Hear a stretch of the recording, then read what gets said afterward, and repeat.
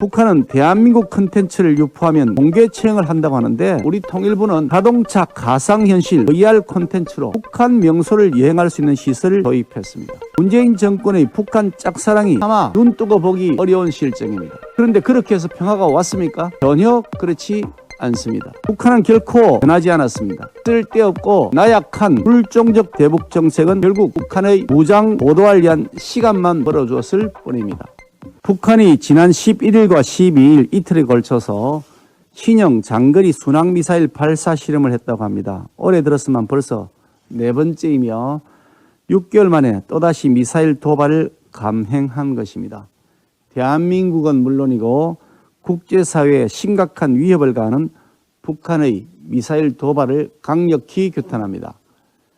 그런데 우리 군과 정보당국은 북한 관영 매체를 보고서야 뒤늦게 북한의 도발 사실을 파악했다고 합니다. 만일 실제 타격 상황이었으면 우리는 속수무책으로 당할 수밖에 없었던 위험천만한 상황이 계속되고 있는 것입니다. 지난 3월 북한이 동해상으로 탄도미사일 2발을 발사했을 당시에도 외신들은 탄도미사일 발사 가능성을 보도했지만 우리 군은 기껏 미상의 발사체를 발사했다라고 발표한 바 있었을 뿐입니다. 우리 군 당국은 북한 도발에 신속하고 강력히 대응해도 부족할 판에 예의주시만 하는 매우 소극적 태도를 보이고 있습니다. 이와 같은 모든 사태의 근본 원인은 바로 문재인 정권의 굴종적 대북 정책에 있습니다. 문 정권은 5년 내내 가짜 평화쇼를 성사시키는 데에만 몸이 달아 있었습니다. 유엔의 대북 제재에 아랑곳하지 않고 금강산 관광과 개성공단 재개를 주장하고 우리 국민들이 백신 보리고개에 시달리고 있을 때 북한에 백신 지원할 국리를 했습니다.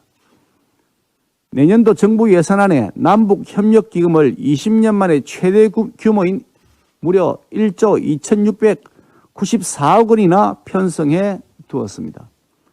북한은 대한민국 콘텐츠를 유포하면 공개 처형을 한다고 하는데 우리 통일부는 자동차 가상현실 VR 콘텐츠로 북한 명소를 여행할 수 있는 시설을 도입했습니다.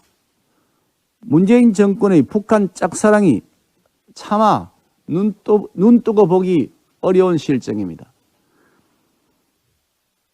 그런데 그렇게 해서 평화가 왔습니까? 전혀 그렇지 않습니다. 북한은 결코 변하지 않았습니다. 쓸데없고 나약한 굴종적 대북 정책은 결국 북핵의 고도화, 북한의 무장 고도화를 위한 시간만 벌어주었을 뿐입니다.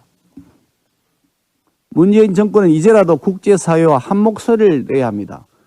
북한의 미사일 도발은 대한민국은 물론이고 주변국과 국제사회의 큰 위협이라는 인식을 같이 해야 마땅합니다.